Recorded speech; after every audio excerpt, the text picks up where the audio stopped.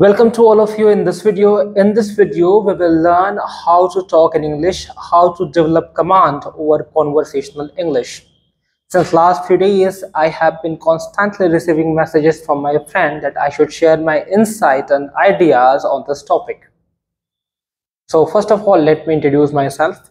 I am Audhesh Pratap Patel and I have been a student of Hindi medium throughout my school days and throughout my college. But I was highly attracted towards the language, and that is why I have adopted it as a medium for the preparation of civil services and other competitive examinations. So मैं इस video में आपको ये बताऊंगा कि जो व्यवहारिक अंग्रेजी है उस पर कमांड कैसे डेवलप करें। तो चलिए स्टार्ट करते हैं। तो सबसे पहली चीज तो है बेसिक ग्रामर। अगर आपको कोई यह कहता है कि अंग्रेजी बोलने के लिए ग्रामर आवश्यक नहीं है तो ये झूठ है। ग्रामर आवश्यक है, बेसिक ग्रामर आवश्यक है। तो अगर हम बात करते हैं ग्रामर की,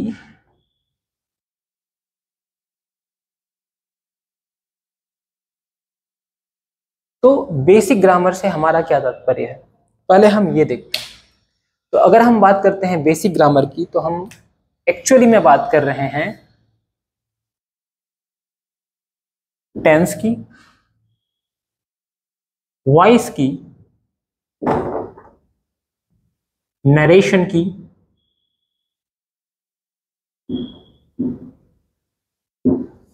उसके साथ साथ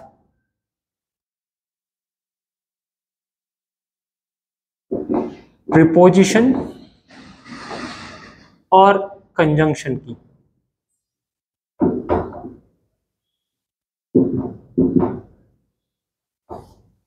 तो देखिए फ्रेंड्स, एक्चुअली अगर आप बात करें इंग्लिश के ग्रामर की तो उसके ऊपर बहुत मोटी बुक्स लिखी गई हैं और बहुत सारी बारीकियां हैं, लेकिन वो सब की सब आपको पढ़नी आवश्यक हैं ऐसा बोलना गलत होगा। तो ये कुछ बेसिक ग्रामर के टॉपिक्स हैं जिनके ऊपर अच्छा कमांड डेवलप करके आप इंग्लिश बोल सकते हैं। तो सबसे पहली चीज़ कि हमें बेसिक ग्रामर डेवलप करनी है, सबसे पहला बिंदु जो है वो ये बोलता है कि हमको बेसिक ग्रामर डेवलप करना है। और ये बेसिक ग्रामर क्या है? टेंस, वॉइस, नरेशन, प्रीपोजिशन और कंजंक्शन। अगर आपको ये टॉपिक्स अच्छे से आते हैं, अगर आप इनको अच्छे से जानते हैं, तो आप आराम से वाक्य रचना कर सकते हैं, सेंटेंस फॉर्मेशन कर सकते हैं और इस हिसाब से इंग्लिश बोल सकते हैं।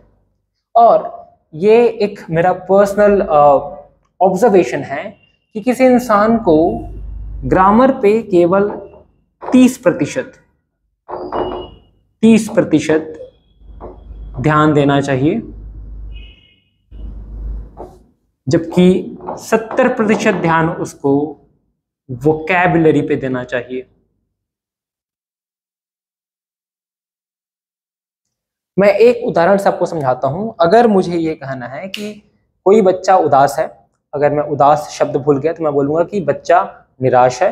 अगर मैं निराश शब्द भूल गया तो मैं बोलूंगा कि बच्चा खिन्न है। अगर मैं वो भी भूल गया तो मैं बोलूंगा बच्चा दुखी है।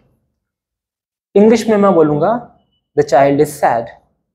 और अगर मैं सैड शब्द को भूल गया तो मेरे पास यूजुअली अक्सर होता क्या है कि दूसरा शब्द नहीं होता जो उस सैड शब्द की जगह ले पाए, और मैं बोलते बोलते अटक जाता हूँ। तो इसीलिए सबसे ज़्यादा महत्वपूर्ण ये है कि मेरे पास बहुत सारे शब्द हों, मेरे दिमाग में बहुत सारे शब्द हों। तो देखिए 70% जो है वो वोकैबुलरी पे आपको ध्यान देना है और 30% बेसिक ग्रामर पे ध्यान देना है। अगर आप 100% अटेंशन इंग्लिश के ऊपर दे रहे हो तो ज़्यादातर समय आप वोकैबुलरी सीखने में व्यतीत कीजिए और थोड़ा कम समय बेसिक ग्रामर पर व्यतीत कीजिए। ग्रामर उतना ही सीखिए जितना कि आवश्यक है। तो ये बेसिक ग्रामर सीखना पहली आवश्यकता है हमारी अंग्रेजी बोलने की कड़ी में। अब देखते हैं कि अगली आवश्यकता क्या है। तो देखिए, किसी भी लैंग्वेज को बिना उसके लिटरेचर को पढ़े उसके ऊपर अधिकार नहीं किया जा सकता, उसको सीखा नहीं जा सकता, है ना। तो जो दूसरी आवश्यकता है, दूसरी जो जरूरी बात है इंग्लिश को सीखने में, वो है लिटरेचर। आपको लिटरेचर पढ़ना पड़ेगा। अब लिटरेचर भी 3 प्रकार का होता है। एक वो लिटरेचर जिसको पढ़ा जाता है, एक वो जिसको देखा जाता है, और तीसरा वो जिसको सुना जाता है। तो देखिए, अगर हम बात करें उस लिटरेचर की जिसको पढ़ा जाता है, तो आपको पढ़ना है नॉवेल। आपको इंग्लिश में नॉवेल्स पढ़ने हैं, ठीक है। नॉवेल से क्यों, दूसरे बुक्स क्यों नहीं? क्योंकि जो टेक्स्ट बुक हैं आपके कॉलेजेस और स्कूल्स के जो बुक हैं, उनमें जो इंग्लिश होती है वो कॉन्वर्सेशनल इंग्लिश नहीं होती है, वो वार्तालाप में काम आने वाली अंग्रेजी नहीं होती है, वो सब्जेक्टिव इंग्लिश होती है, सब्जेक्ट वाली इंग्लिश होती है, वो आपको बात करना नहीं सिखाती। तो अगर आपको इंग्लिश में बात करना है, अंग्रेजी में वार्तालाप करना है, तो आपको नॉवेल्स पढ़ने पड़ेंगे, क्योंकि नॉवेल्स में कैरेक्टर्स होते हैं, पात्र होते हैं, वो एक दूसरे से बात करते हैं, तो उसमें आपको अच्छे सेंटेंसेस मिलेंगे जो एक नॉर्मल बोलचाल की भाषा में प्रयोग किए जाते हैं। तो इसलिए नॉवेल पढ़ना बहुत इंपॉर्टेंट है। इसके अलावा जो दूसरी इंपॉर्टेंट चीज है वो है न्यूज़पेपर रीडिंग। अब ये न्यूज़पेपर रीडिंग क्यों? क्योंकि आपको जागरूक रहना है कि आज की जो दुनिया है उसमें कौन सी चीजें चल रही हैं और उनके लिए किस तरह के शब्द प्रयोग में लाए जा रहे हैं। तो ये आजकल के शब्द सीखने के लिए, ताजी इंग्लिश सीखने के लिए आपको न्यूज़पेपर पढ़ना है। भले ही आप ताजी न्यूज़ ना सीखें, ताजी न्यूज़ ना प्राप्त करें, लेकिन आपको ताजी इंग्लिश मिल जाएगी न्यूज़पेपर से। तो नॉवेल्स और न्यूज़पेपर हमें पढ़ने हैं।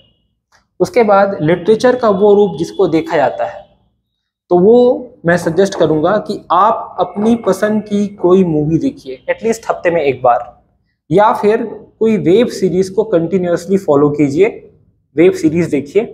अब देखिए, मूवीज और वेब सीरीज वो काम तो करते ही है जो नॉवेल करता है, लेकिन उसके अतिरिक्त एक और काम करते हैं, और वो काम होता है प्रोनाउंसिएशन सिखाने का, उच्चारण सिखाने का। किसी वर्ड को प्रोनाउंस कैसे करते हैं ये आप तब सीखेंगे अगर आप मूवीज और वेब सीरीज देखेंगे with the help of subtitles. आप ये आराम से कर सकते हैं। आजकल बहुत सारे OTT प्लेटफॉर्म्स हैं, वहां पर आप मूवीज देख सकते हैं, वेब सीरीज देख सकते हैं। जो तीसरी इंपॉर्टेंट चीज है वो है ऐसा साहित्य जिसको हम सुनते हैं। तो मैं बोलूंगा रेडियो में इंग्लिश वाली न्यूज और इंग्लिश के सॉन्ग्स, इंग्लिश के गाने। क्योंकि रेडियो न्यूज और सॉन्ग्स आपको आसानी से सुनने को मिल जाएंगे, आप इनको आराम से सुन सकते हैं, और इंग्लिश को सुन के शब्दों को पहचानना भी एक कला है, ये भी आपको प्रोनाउंसिएशन सिखाएगी, उच्चारण सिखाएगी। ठीक है, तो इस तरह से आपको ग्रामर के बाद लिटरेचर में गोता लगाना भी बहुत जरूरी है। अब जो तीसरी सबसे महत्वपूर्ण चीज है, जो तीसरी सबसे इंपॉर्टेंट कड़ी है, वो है practice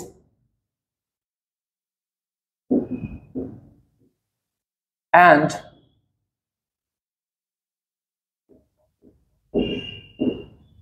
culture. Practice and culture, तो देखिए जहां तक प्रैक्टिस एंड कल्चर की बात है, तो आपको एक माहौल अपने आसपास बनाना पड़ेगा जिसमें इंग्लिश का एक कल्चर बन जाए। उदाहरण के लिए आप ऐसे दोस्तों के बीच या ऐसे लोगों के बीच रहिए जो खुद भी अपनी अंग्रेजी को सुधारना चाहते हैं, और जितना बन पड़े उनसे इंग्लिश में बात कीजिए। जहां पर गलतियां होती हैं अगली बार उनको सुधारिए, उससे निराश होने की आवश्यकता नहीं है। तो इस तरह का आपको प्रैक्टिस और कल्चर अपने आसपास डेवलप करना पड़ेगा।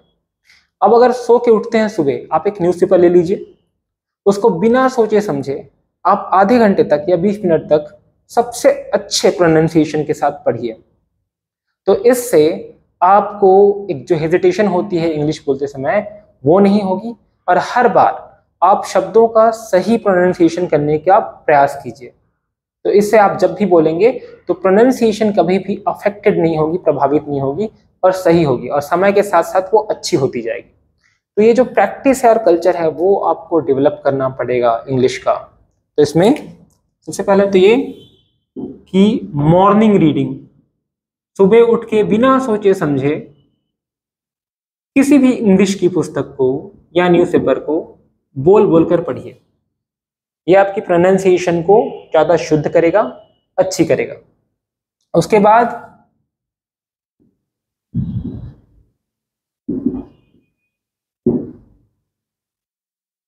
अपने फ्रेंड्स का एक सर्कल क्रिएट कीजिए जहां पर आप ये बाध्य कर दीजिए कि इंग्लिश ही बोलना है कुछ समय के लिए, और इससे आपकी जो कॉन्वर्सेशनल इंग्लिश जो आप ग्रामर पढ़ के, लिटरेचर पढ़ के सीख रहे हैं, उनको प्रयोग करने का आपको मौका मिलेगा और आप चीज़ों को भूलेंगे नहीं। ये आपकी प्रैक्टिस के लिए भी बहुत अच्छा है। अब इसके अलावा लोग बोलते हैं कि और क्या कर सकते हैं। जो सबसे कोर चीज़ है वो ये है कि आपको ये सब तो करना ही है, इसके अतिरिक्त आपको कोशिश करनी है कि आपको सोचना भी इंग्लिश में है। अगर आप मन में, अपने मन में किसी इवेंट की प्लानिंग कर रहे हैं, किसी ट्रिप की प्लानिंग कर रहे हैं, आपके मन में कुछ विचार आ रहे हैं, तो कोशिश कीजिए कि आप मन में भी इंग्लिश में सोचिए। जब आपके मन में विचार या बातें या वाक्य ऑटोमेटिकली इंग्लिश में आने लगेंगे, तो आप समझ जाइए कि आपने एक अच्छा खासा लेवल जो है हासिल कर लिया है, और उसके पश्चात आपको बोलने से पहले सोचने की आवश्यकता नहीं होगी। तो इस तरह से हम अपनी इंग्लिश को प्रमोट कर सकते हैं, उसको इम्प्रूव कर सकते हैं, उसको अच्छा बना सकते हैं। इसके अतिरिक्त कुछ लोग पूछते हैं कि अगर ग्रामर पढ़ना है तो अच्छी ग्रामर बुक्स कौन सी हैं। तो इस वीडियो के पश्चात मैं इन सब टॉपिक्स पे और भी वीडियोस बनाऊंगा। परंतु अगर आपको अच्छी बुक्स के बारे में जानना है, तो अच्छी बुक्स की अगर हम बात करें, गुड ग्रामर बुक्स की बात करें,